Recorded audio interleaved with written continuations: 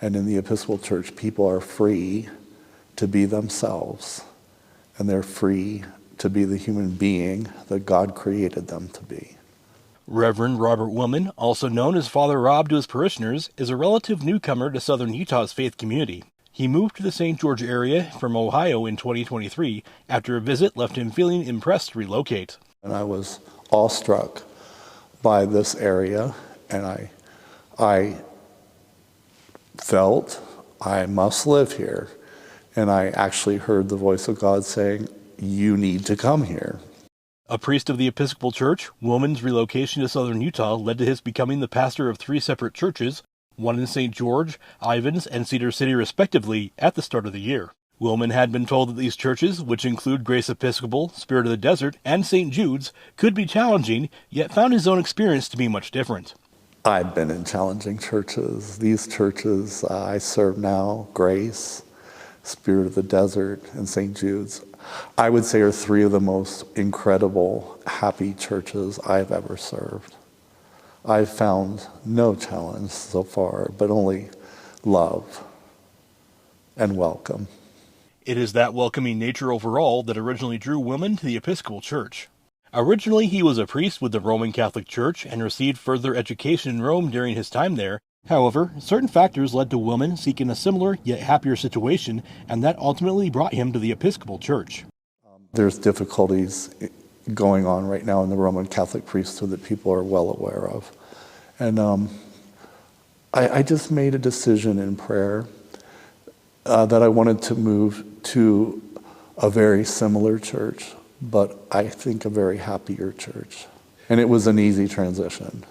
The churches are in many ways identical. Does the Episcopal Church allow pastors to have relationships? Yes. Yes, in the Episcopal Church, you are permitted to have a spouse or a partner. Okay? And the other difference that's pretty big is women can be priests in the Episcopal Church. So on those 2 scores, it's very different. One thing I found and was key in my decision to transition was the existential sorrow amongst the priests in the Roman Catholic Church that are mandated to be alone. Willmann went on to reiterate the welcoming nature of the church and that it applies to everyone.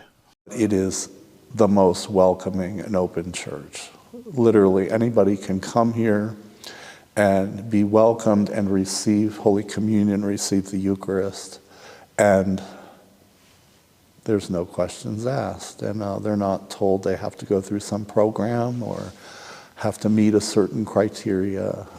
Everybody here is absolutely welcome. And I believe that's true in some other mainline churches, but it's very true in the Episcopal Church. And it manifests itself as the fact that we have clergy of every spectrum that are functioning and ministering. We have bishops in our church that are straight, that are gay and partnered, and I would say we have a representation of every person in the Episcopal Church, and they're all welcome. The Episcopalian faith is a part of the Anglican Communion, which boasts 80 million members and is counted as the 3rd largest Christian church worldwide. To learn more, read the story. This is Mori Kessler reporting for St. George News, your #1 source for local news.